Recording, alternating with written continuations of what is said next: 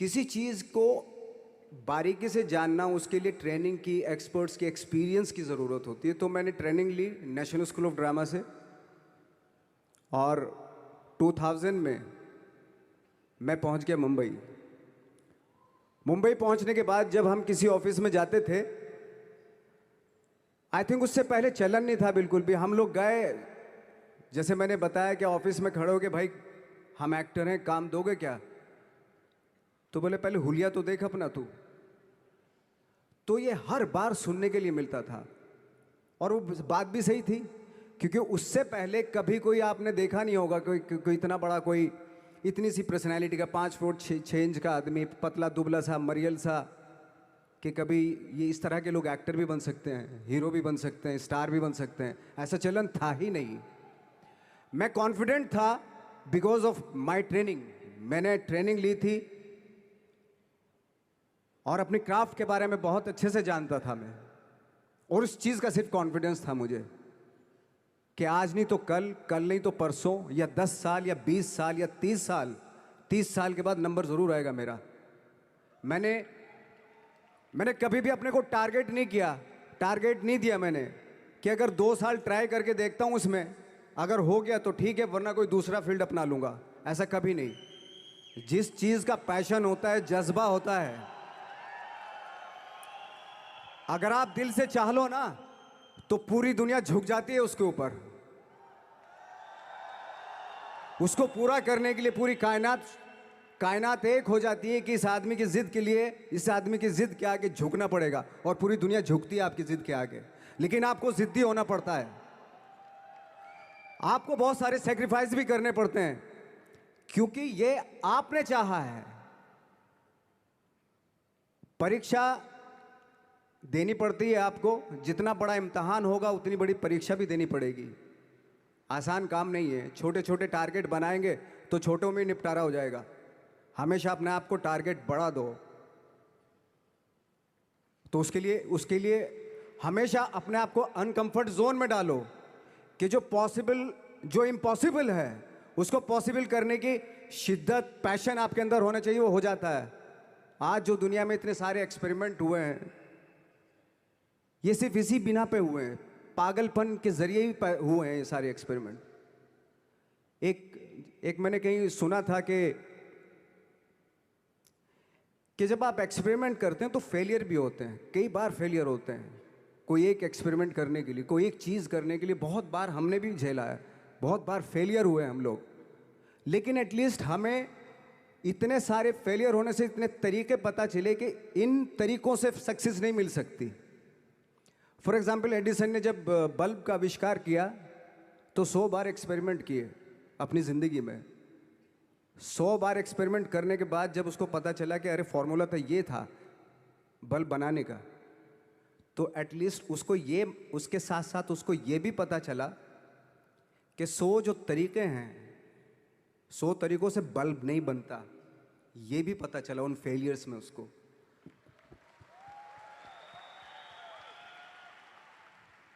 जब हम लोग मुंबई आए तो हमें मालूम था हमारे पास पर्सनैलिटी नहीं है, हमारे पास बैक नहीं है, या हमारे फादर, दादा, परदादा तो फिल्म इंडस्ट्री में है नहीं, हम ही हैं। तो हमें क्या करना चाहिए? इसलिए लोगों के बीच में घुसे रहते थे, आम लोगों के बीच में घुसे रहते थे, उनका एक्सपीरियंस सुनते थे, उनको ऑब्जर्व करते थे। तो आई थिंक मेरे पास 15 साल तक, 10-12 साल तक कोई काम नहीं था। जैसे आपने बताया कि बहुत ही 10-10 सेकंड के रोल करके घर में आके बैठ जाता, पूरे साल खाली बैठे रहते थे हम लोग। लेकिन एक चीज़ थी कि लोगों के बीच में रहते थे। लोगों के बीच में रहने से ये एहसास हुआ हमें कि तरह तरह के लोग हैं, लेकिन हमारी इंडस्ट्री में सिर्फ एक ही तरह की एक्टिंग होती है। हजारों करोड़ों लोग हैं इस दुनिया में, लेकिन एक्टिंग सिर्फ एक ही तरीके से होती है हमारे यहाँ। तो मुझे लगा यार, ये मैं तो ट्रेन भी हूँ, मुझसे अपनी आर्ट भी आती है, और हज़ारों लोगों को मैं ऑब्जर्व भी कर रहा हूँ, तो ये तो सबसे अच्छा सूत्र है। इससे तो मैं बहुत कुछ कर जाऊँगा। तो जब ये सूत्र पता चला मुझे कि अब मैं ये जो हज़ारों लोगों को मैंने ऑब्जर्व किया है, अब जब भी मुझे कोई रोल मिलेगा उन्हीं में से वो एक इंसान होगा। उसी में वो ठाकरे, बाला साहब ठाकरे होंगे, उसी में मंटो होगा, उसी में गणेश गायतोंडे होगा,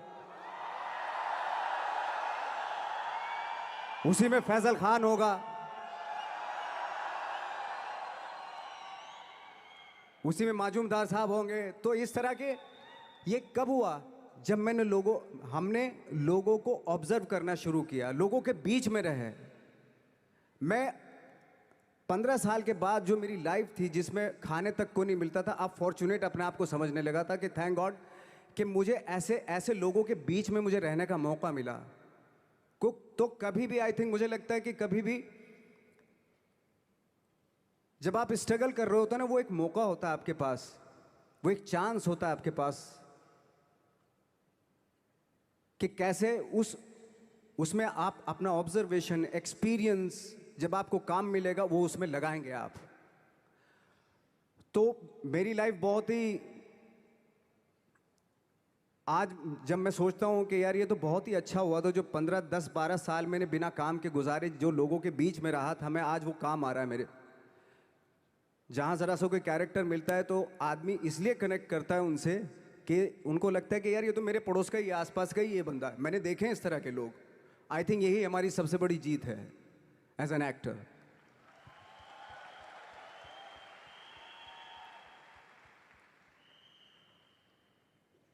ऑफ कोर्स स्ट्रगल में बहुत सारी चीज़ें सेक्रीफाइस करनी पड़ती हैं, क्योंकि खुजली आपको हुई है, आप ही को मिटानी पड़ेगी। यू नो, आप जो आप हैं वो आपने बनना चाहा था, और अगर डिसअपॉइंटमेंट आ रहे हैं तो आप तो कंप्लेन भी नहीं कर सकते, क्योंकि आप ही ने चाहा था ये बनना।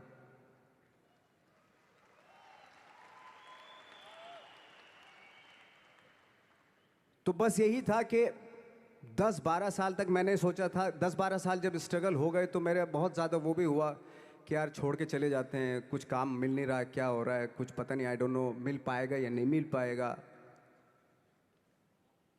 फिर ये होता था कि नहीं, मेरी मदर जो है ना एक लेटर लिखती थी मुझे हमेशा। तब मोबाइल वोबाइल नहीं आए थे, पेजर आए थे, तो पेजर यहाँ पे लगा के चलते थे हम लोग। जब उनको मालूम हो जाता था कि भाई बंदा जो है ना थोड़ा सा फ्रस्ट्रेशन में है, डिप्रेशन में है, क्योंकि काम नहीं मिल रहा, तो मेरी माँ मुझे एक लेटर लिखती थी। उस पर लिखती थी कि लिखने के बाद एक लास्ट में लिखती थी कि 12 साल में कचरे के दिन भी बदलते हैं, तू तो इंसान है, तेरा दिन भी बदलेगा। तो उन सब चीज़ों को देख के कोई एक शेर, कोई एक कोटेशन, कोई इस तरह की जो मोटिवेट करती है जो लाइंस आपको, उनका रहना, उन पे बिलीव करना बहुत ज़रूरी होता है, क्योंकि वही चीज़ आपको मोटिवेट करती हैं आगे बढ़ाने के लिए। और जब ख़राब वक्त होता है आपको, वो लाइंस, वो पोएम्स, वो सारी चीज़ें आपको संबल देती हैं, मजबूती देती हैं, ताकत देती हैं। और मैं जिस गांव से आया था, डिस्ट्रिक्ट मुजफ्फरनगर के एक छोटा सा गांव था बुढ़ाना। जब हमने शुरुआत की थी वहाँ पे, जब मैं था वहाँ पे लाइट भी नहीं थी। 1 घंटे के लिए रात में कभी आ गई, या 1 महीने के बाद हल्का सा मुंह दिखा के चली गई। इस तरह की लाइट इस तरह होती थी। वही लैंप में पढ़ना स्टार्ट किया, लैंप। तो छोटे से गांव से आने के बावजूद फिर दिल्ली मतलब छोटा सा, उससे बड़ा शहर भी हमें ऐसा लगता था पता नहीं क्या है, मतलब डर लगता था। मैं जब मुंबई में आया था तो मैं 15 दिन तो घर से बाहर ही नहीं निकला था, क्योंकि इतनी स्पीड देख रहा था मैं कि इतनी स्पीड में तो हम चल ही नहीं पाएंगे, इस शहर के साथ शायद हम कनेक्ट नहीं कर पाएंगे बिल्कुल भी। तो इस तरह के डर थे। लेकिन ऐसी जगह पे आ गए थे कि अब जाना भी मुश्किल था। तो मतलब वापस नहीं जा सकते थे, वापस इसलिए नहीं जा सकते थे कि बहुत सारे डर थे। वापस अगर चले गए तो थिएटर के जो मेरे दोस्त थे वो बोलते, क्यों भाई वापस आ गए तुम भी, जैसे बहुत सारे लोग वापस आ रहे तो तुम भी वापस आ गए, चलो लग जाओ, ठीक है। गांव में इसलिए नहीं जाता था अपने कि जो पहले ही बोलते थे वो लोग कि शक्ल तो देख ले, फिर हार के उनके सामने चला गया तो क्या बोलेंगे वो तो वही बोलेंगे कि हमने तो पहले ही मना किया था कि मत जाओ। क्या सूरज शक्ल थोड़ा ही थी तुम्हारी स्टार बनने की, एक्टर बनने की। तो ये बहुत सारे डर थे जिसकी वजह से मैं अपने ना तो गांव जाता था, ना जहाँ से ट्रेनिंग ली थी दिल्ली से, ना वहाँ जाता था मैंने जो भी है मरना जीना मुंबई में ही होगा।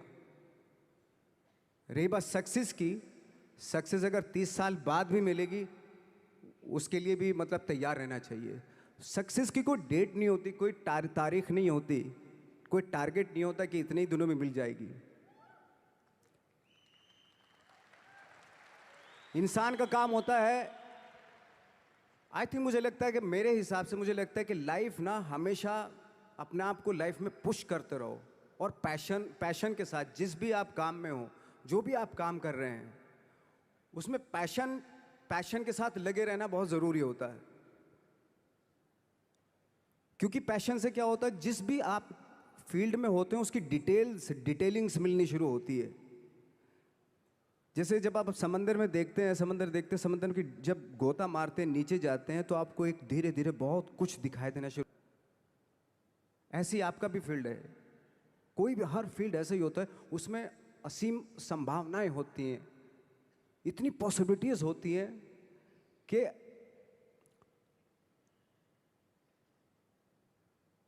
आई थिंक दुनिया का हर काम में इतनी सिर्फ अगर एक दर्जी है पैंट सीता है, 1000 तरीके की पैंट सी सकता है वो, अगर वो चाहे तो। अगर उसने नहीं चाहा तो वो जो ट्रेंड चला रहा है वही सीता जाएगा।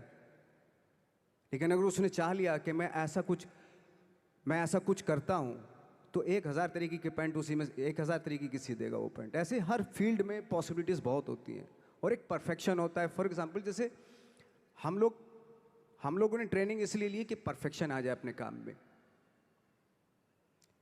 जैसे एक मैंने एग्जाम्पल सुना था कि ये छोटी छोटी चीज़ें जो मैं बता रहा हूँ ये चूँकि मैंने बचपन में सुनी थी, उन्हीं को अपनी लाइफ बना के आगे बढ़ा तो आज यहाँ पे हूँ। इसलिए वो छोटी छोटी चीज़ें बहुत काम आती हैं, उनको सुनना बहुत ज़रूरी होता है इंसान के लिए। बताते हैं कि एक बहुत बड़े पता नहीं ये सच है झूठ है मुझे नहीं इतना ज़्यादा नहीं मालूम, बट कोई बहुत बड़े इंसान हुए लेकिन वो पहले मोची थे, जूता सीते थे। लेकिन जूता जहाँ से सीते थे ना वहाँ से कभी फटता नहीं था वो, भले दूसरी जगह से फट जाए लेकिन वहाँ से नहीं फटता था, क्योंकि उसका पैशन था जूता सीना। काम भले वो है वो, लेकिन उस काम में भी उनका पैशन है। तो इसी वजह से वो इतने पॉपुलर होते चले गए कि यार जूता फट गया लेकिन सिलवाना वहीं जाके है, क्योंकि वहाँ अगर उन्होंने सी दिया वहाँ पे ज़िंदगी भर वहाँ से जूता नहीं फटेगा।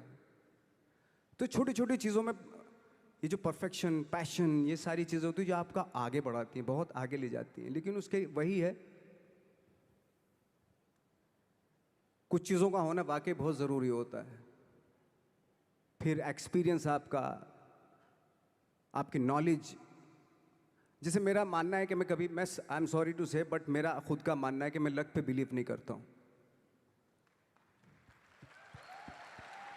मेरे सामने आज तक मेरे सामने लकीली कोई चीज़ नहीं हुई कि मैं लकीली यहाँ तक पहुँच गया। आज जो आप प्रोमो देख रहे थे, जो क्लिपिंग्स देख रहे थे मेरी, मैं लकीली नहीं पहुँचा हूँ यहाँ पे। मैंने उसके लिए मेहनत की है, मैंने उसके लिए नॉलेज इकट्ठी की है, मैंने उसके लिए ट्रेनिंग ली है। अगर लक पे डिपेंड करता ना मैं तो अपने एक रूम में रहता, देखते हैं यार लक जब होगा तो हो जाएगा, ऐसा थोड़ा ना होता है। बाला साहब ठाकरे का जब मैंने रोल किया तो वो लकीली नहीं हो गया।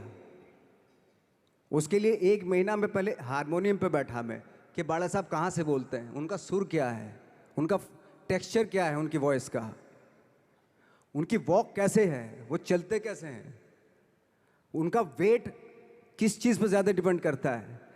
हर आदमी का जो वेट होता है, किसी का थाइस पे होता है, किसी का फुट पे होता है, किसी का बट पे होता है वेट, किसी का कमर पे होता है। हर आदमी का एक वेट शिफ्ट करने का एक अलग तरीका होता है। तो हम लोग इतनी डिटेल में जाते थे कि बाड़ा साहब किन चीज़ों पे वेट कर रख के चलते हैं, ऐसे चलते हैं, कोई या तो ऐसे चलते हैं या ऐसे चलते हैं, ये क्या इस तरह की बहुत सारी डिटेल होती हैं। जब आप जाते हैं तो बहुत सारी चीज़ें पता चलते हैं। मेरे सामने इतने चैलेंज थे जब मैं बाला साहब का रोल कर रहा था तो वो मिमिक्री भी नहीं होनी चाहिए, कॉपी भी ना हो। जैसे अमूमन अक्सर होता है जब हमारे यहाँ बायोग्राफी की जाती है तो हम कॉपी कर देते हैं उसकी। कॉपी करना मतलब अगर हम किसी की कॉपी कर रहे हैं या मिमिक्री कर रहे हैं तो वो वीकनेस समझी जाती है कि आप वीक एक्टर हो। और ये बात मुझे बहुत पहले समझ में आ गई थी जब मैं ट्रेनिंग ले रहा था। मैं ट्रेनिंग के फ़ायदे बता रहा हूँ आपको। जब मैं ट्रेनिंग ले रहा था ये हमें तभी समझ में आ गया था। और प्रिपरेशन के वक्त बाला साहब की प्रिपरेशन के टाइम पे कि मैंने कि इसकी मिमिक्री नहीं होनी, बाला साहब की मिमिक्री नहीं होनी चाहिए, ना कॉपी होनी चाहिए, और लगना भी चाहिए कि बाला साहब ठाकरे हैं।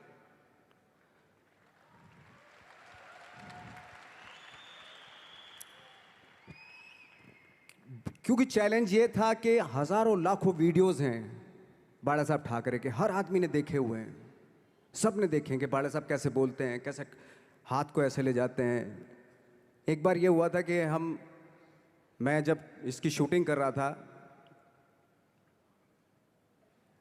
ठाकरे मूवी की शूटिंग कर रहा था मैं, तो उद्धव साहब ठाकरे जो है वहाँ पे आ गए थे, वैनिटी में बैठे थे मेरे सामने। तो मेरा हाथ ऐसे था, इट्स लाइक दैट।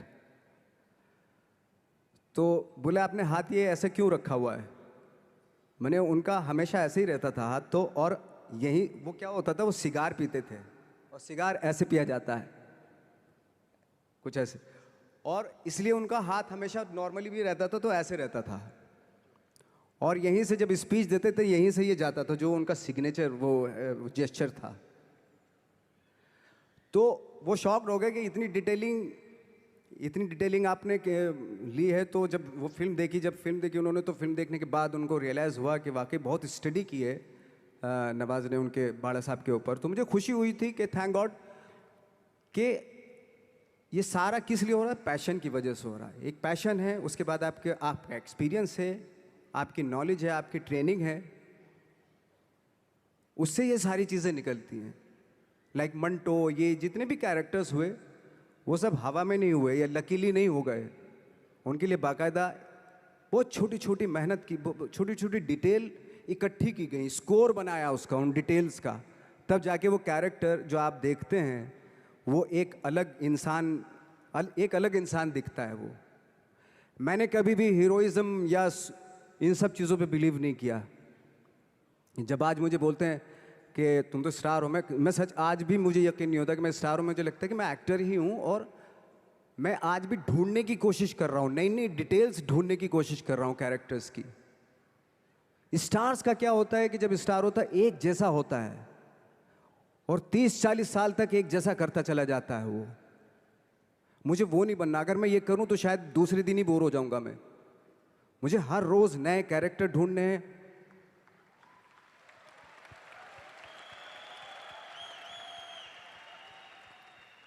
लोगों के बीच में रहना है, क्योंकि लोगों ये बीच में रहने से बहुत सारी चीज़ें मिलती हैं। मैंने एक रोल किया था लंच बॉक्स में, पता नहीं कितने लोगों ने देखी वो फिल्म, मुझे नहीं मालूम।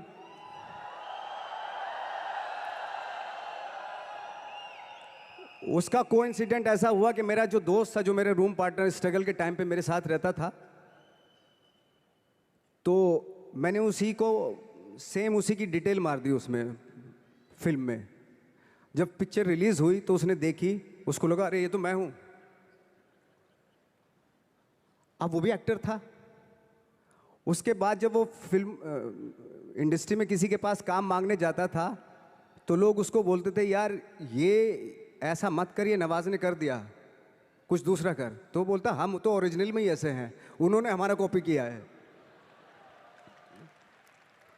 कहने का मतलब ये है कि लोगों के क्या होता है, स्टार्स हमेशा शीशों के घरों में रहना शुरू कर देते हैं। उनको बांद्रा में, उनको मतलब किसी ऐसी जगह पे रहते हुए ये नहीं मालूम कि दूसरी जगह क्या है। अगर आप चाहते हैं रोज हर फिल्म में एक नई पर्सनैलिटी क्रिएट करें तो लोगों के बीच में रहना पड़ेगा आपको। भले थोड़ी परेशानियां होती हैं बट रहना पड़ेगा उनके बीच में। मेरा तो ऐसा मानना है।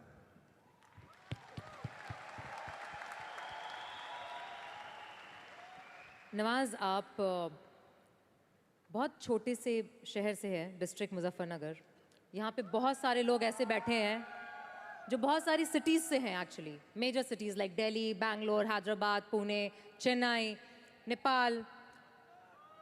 और इन सब चीज़ों के बीच में बड़े शहरों की बहुत सारी फैसिलिटीज़ हैं, बहुत सारे आराम हैं, जबकि आपके शहर या जिस शहर से मैं हूँ, जहाँ पे एजुकेशन भी नहीं मिलती है, जहाँ पे खाना पीना, जैसे आपने बोला बिजली, कोई भरोसा नहीं होता कब आएगी, जाना तो नॉर्मल है। हाँ, तो वहाँ पे उस छोटे से शहर में रह के एक परिवार में जहाँ पे कभी किसी ने एक्टिंग के बारे में दूर दूर तक नहीं सोचा था, और आप 8 भाई बहन हैं, सबके साथ रह के परिवार में परिवार का चीज़ करने की जगह एक अलग से ये जो थॉट आया था अलग से कि मैं एक्टिंग करूँगा, और वो भी काफ़ी दिन बाद जब आपने जॉब भी कर ली उसके बाद, तो जब वो थॉट आया तो परिवार ने आपको सपोर्ट किया। और अगर रिश्तेदारों ने, जैसे आपने बोला कि कहा, तो आपके दिमाग में उस समय क्या चलता था? मेरे दिमाग में ये तो नहीं आया था कि मुझे एक्टर बनना है, बट इतना ज़रूर था कि कुछ तो नया करना है। क्या करूँगा मुझे नहीं आइडिया था। जो सब लोग करते हैं वो नहीं, कुछ अलग करना है मुझे। लेकिन मुझे ये नहीं मालूम था कि मुझे एक्टिंग करनी है। और इसीलिए मुझे लगता है आज जब मैं सोचता हूँ कि अगर मैं किसी भी फील्ड में होता, एक्टिंग के अलावा किसी भी फील्ड में होता, तो मैं एक्सपेरिमेंटल ज़रूर होता। क्योंकि मुझे आदत थी कि मुझे जो ट्रेंड चल रहा है उसके अगेंस्ट, मैं बहुत ही रिबेलियस किस्म का इंसान हूँ, मैं आज भी हूँ, रहूँगा। क्योंकि मुझे अच्छा लगता है जो ट्रेंड चल रहा होता है उसके अगेंस्ट कुछ काम करना, चाहे मुझे अच्छा लगता है वो। क्योंकि क्या है ना कि जो चलन चल रहा है, आई थिंक उसको बहुत आसान है उस चलन के साथ चलना। उसके अगेंस्ट चलना, उसके लिए सालों लग जाते हैं। बीच बीच में आपको ये भी लगता है कि यार शायद पॉसिबल नहीं है, लेकिन जब पॉसिबल होता है ना तो तब बड़ा अच्छा लगता है। तब ये जैसे आज मुझे फील हो रहा है ना, तब ऐसा लगता है। यहाँ पे जितने लोग भी बैठे हैं और इंक्लूडिंग मुझे, हमने भी ऐसा कुछ शुरू किया है या हम भी ऐसा कुछ कर रहे हैं जो ट्रेडिशनल नहीं है, जो बहुत अलग है, और जिसके लिए बहुत लोग बोलते हैं कि पता नहीं होगा कि नहीं होगा, कर पाएंगे कि नहीं कर पाएंगे, या तुम कर रहे हो करके दिखाओ, तुम कर लिए तो देखते हैं। और लोग जगह जगह समय समय पर हर समय हर किसी को, यहाँ पे जितने लोग भी बैठे हैं उनको कहते हैं कि तुमसे तो हो नहीं पाएगा, और हो गया तो राम जाने। तो जब हमें ये कैसे हुआ, ये कैसे हाँ, हुआ, फिर पूछते हैं कैसे हुआ, हाँ, ये कैसे हुआ फिर भी सुन लेंगे, बट साथ में अगर आगे करने को करो ना तो हिम्मत नहीं होगी। तो आपने जब शुरू किया और आपने जब करना शुरू किया, और आज आपकी वो दोस्त जिन्होंने आपको बोला या जो रिश्तेदार आपको बोलते थे कि तुझसे नहीं हो पाएगा, वो आज क्या कहते हैं? देखो ये है कि जैसे मैंने बताया कि मुझे कदम कदम पे ये बोला गया, जैसे रिश्तेदार मेरे सबसे पहले तो रिलेटिव्स ही बोलते हैं आपके, बोले भाई ये जो करने जा रहा है तू, ये तेरे बस का नहीं है, तू देख ले, अपना बस का नहीं है ये। और जब हो जाता है तो ऑफकोर्स यही कि हमने तो बोला था, अब पता नहीं कब बोला था, मुझे भी नहीं पता कब बोला था उसने ये, कि हमने तो बोला था हो जाएगा।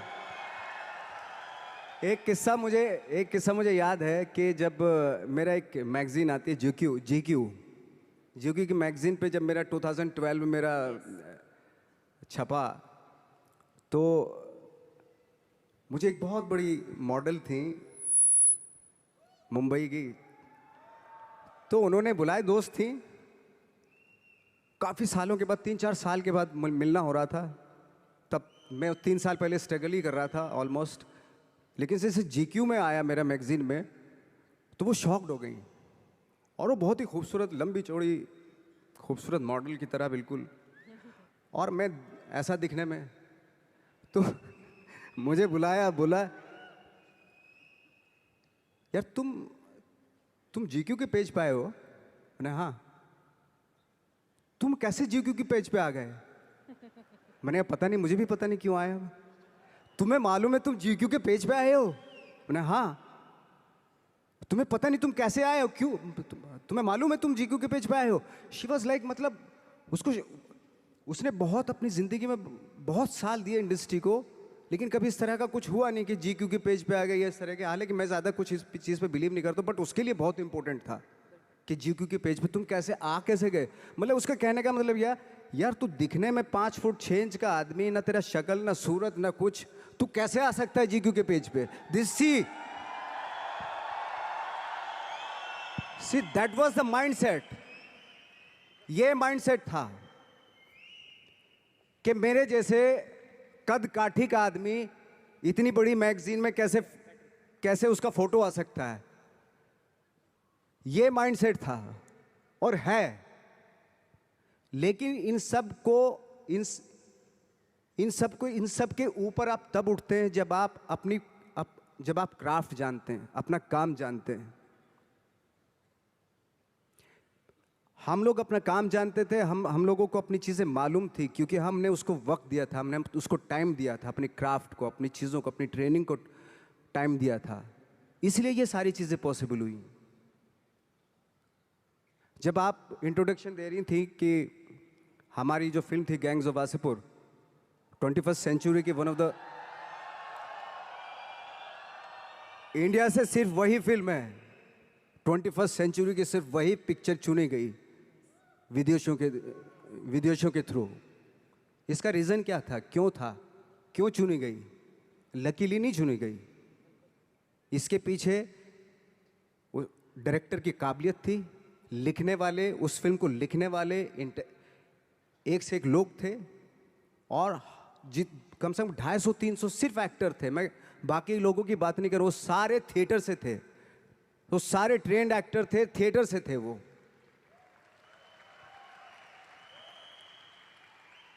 आज जब हम लोग फिल्में लेके जाते हैं इंटरनेशनल फिल्म फेस्टिवल्स में, वो चलती हैं, उनको अप्रिशिएट किया जाता है, तो हमें खुशी इस बात की होती है कि थैंक गॉड कि उन फिल्मों को रिप्रेजेंट कौन कर रहा है? वो लोग जिनके पीछे जो वाकई जिनकी स्पेशलिटी अपने क्राफ्ट में है, जो पढ़ लिख के आए हैं, जो थिंकर हैं। सिनेमा ज़रूर कर रहे हैं, डायरेक्टर ज़रूर हैं, एक्टर ज़रूर हैं वो, लेकिन उसके पीछे उनकी बहुत बड़ी ट्रेनिंग है, बहुत बड़ा एक्सपीरियंस है। वो ये लालच छोड़ के बॉक्स ऑफिस पे हिट होगी या नहीं होगी, ये इस फिल्म में इसको प्रोजेक्ट बना लो, एक हीरोइन ले लो, एक हीरो ले लो, और 5 गाने डाल दो और प्यार मोहब्बत दिखा दो। वो तो ठीक है, वो भी एक तरह का सिनेमा, बहुत लोग पसंद करते हैं उसको भी। लेकिन एक ये भी सिनेमा है, ये भी सरवाइव करता है, ऐसी बात नहीं। ठीक है, थोड़ी दिक्कतें आती हैं उस सिनेमा को, लेकिन एंड ऑफ द डे जब इंटरनेशनल प्लेटफॉर्म पे कोई भी फिल्म जब आप बोलते हो वो ऐसी ही होती है, जैसे चाहे वो लंच बॉक्स हो, चाहे वो गैंग्स ऑफ वासेपुर हो, या पुराने टाइम में जो सत्यजीत रे की फिल्में हो, पूरी दुनिया जानती है रे साहब की फिल्में, पूरे वर्ल्ड में जानते हैं लोग। तो आज ठीक है, आज के युग में आज के टाइम में आप उन सिनेमा को थोड़ा, अरे ये तो कोई ख़ास नहीं, कुछ नहीं है, बट वर्ल्ड में इसी सिनेमा से जाने जाते हैं। अगर चाहे वो रे हो, ऋतिक घटक हो, चाहे वो गरम हवा, उस तरह की फिल्में जो होती थी, या चाहे नसीरुद्दीन शाह, ओमपुरी हो, पंकज कपूर हो, तो इस तरह के एक्टर्स ने आके एक अलग धारा बनाई थी। अगर बहुत लोग सुपरस्टार से प्रभावित होकर बम्बई आ रहे थे, तो बहुत सारे लोग, हम जैसे लोग, एक्टरों से इंस्पायर होकर भी आ रहे थे, ऐसी बात नहीं है।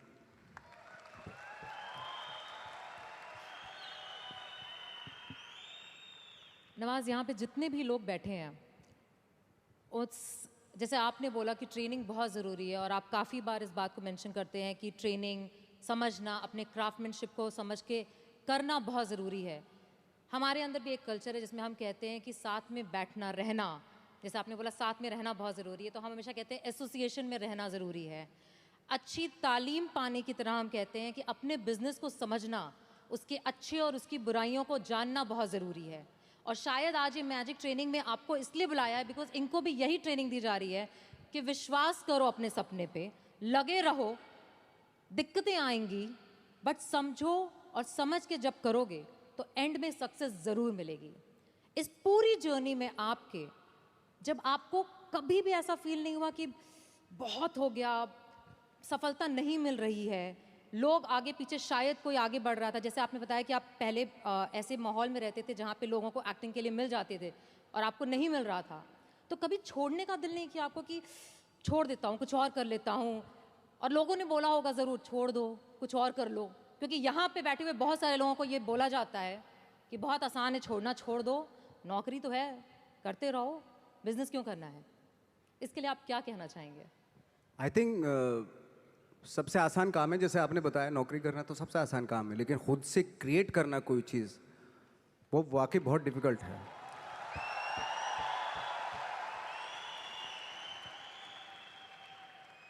क्या होता है ना कि सरकारी नौकरी मिल गई, बस अब कुछ नहीं चाहिए,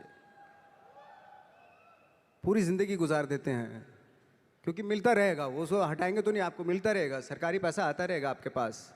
लेकिन खुद से जब करते हैं ना, तो उसको करते हुए बहुत दिक्कतें आए, डेफिनेटली बहुत दिक्कतें आएंगी, क्योंकि खुद का कुछ क्रिएट कर रहे हैं आप, और क्रिएशन में हमेशा प्रॉब्लम आती है, वो आसानी से नहीं हो जाता, कोई भी क्रिएट चीज़ आसानी से नहीं हो जाती।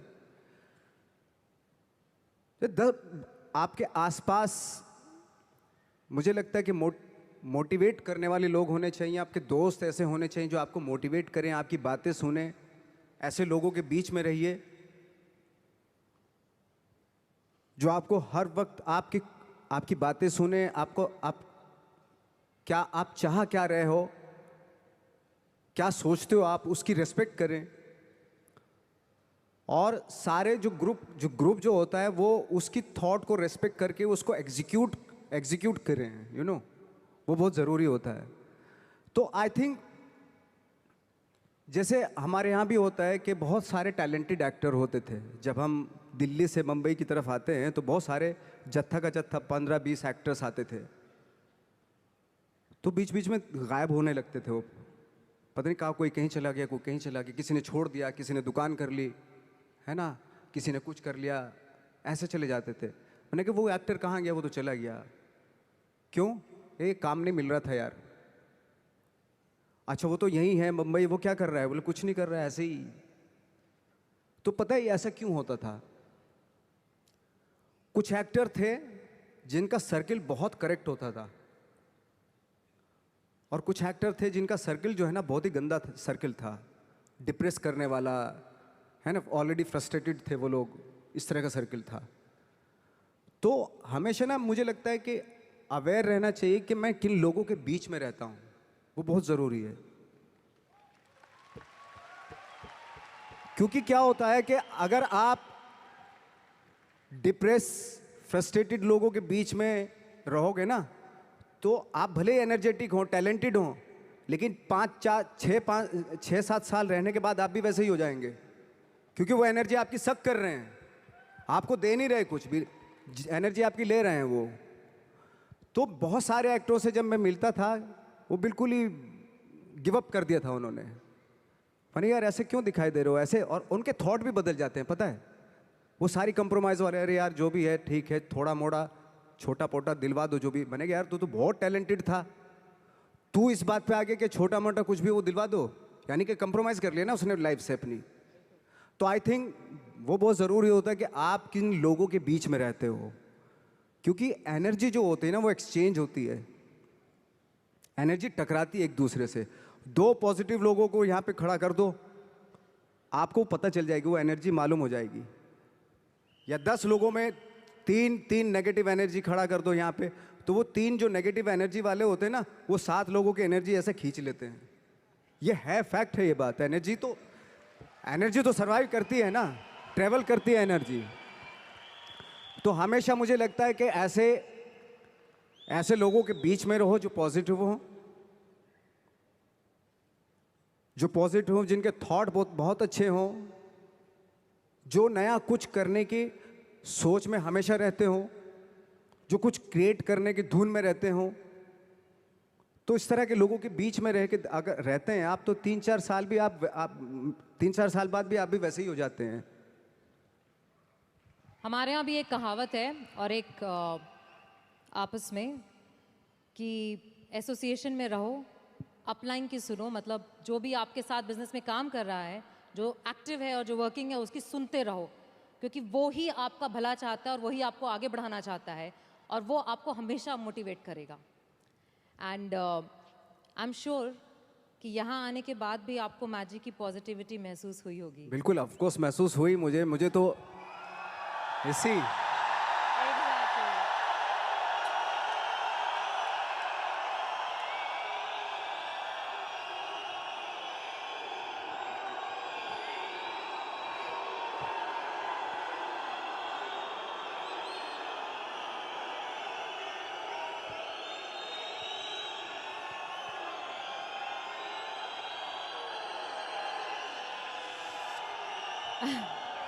एक और सवाल पूछूं? पूछूं और सवाल? आपने बहुत लंबा सफर चुना है, जहां से आप शुरू हुए और अभी तक में काफी साल लगे। अब जब सफलता आपके पास आ रही है और आपके पास बहुत आ रही है, तो कभी ऐसा दिमाग में नहीं आता कि रिटायर हो जाऊं? कब तक करूंगा?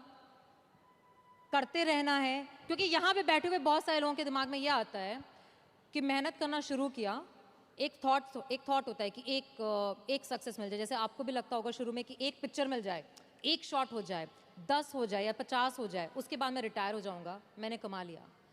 बट हर इंडस्ट्री में हम लोग एक रखते हैं कि यहाँ पे रिटायर होना है।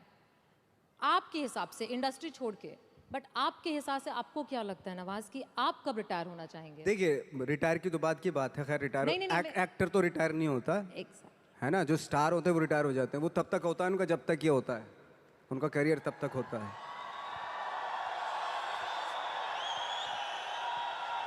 लेकिन सी इसमें और इसमें फर्क होता है बिल्कुल ना। तो जैसे मैं एक बात कहने वाला था, एक बात कह रहा था कि सिद्धि और प्रसिद्धि में फर्क है। प्रसिद्ध तो सक्सेसफुल तो कोई भी हो जाएगा। एक इंसान कपड़े उतार के बाजार में घूमने लगे प्रसिद्ध हो जाएगा 1 मिनट में। ठीक है, आजकल तो इंटरनेट का जमाना है, थोड़ा मोबाइल से खींच लिया, डाल दिया, हो गया। अरे नंगा घूम रहा था बंदा बाजार में, कौन है, अच्छा ये नाम है, अच्छा हा है, हो गया प्रसिद्ध। तो हमारे एक टीचर थे, वो हमेशा बताते थे प्रसिद्धि और सिद्धि में कितना फर्क है। पहले प्रसिद्धि लिखते थे और नीचे सिद्धि लिखते थे। प्रसिद्धि का प्र हटा दो, सिद्धि होता है। तो सिद्धि जो होती है प्रसिद्धि के भी ऊपर होती है। सिद्धि प्राप्त करना बहुत जरूरी होता है, सिद्धि प्राप्त करना बहुत मुश्किल है, प्रसिद्ध होना बहुत आसान है। हम यहाँ पे फ्रेंकली स्पीकिंग, मैं मुंबई में प्रसिद्ध होने के लिए नहीं आया था। मुझे इस फील्ड में सिद्धि प्राप्त करनी थी, इसलिए आया था मैं।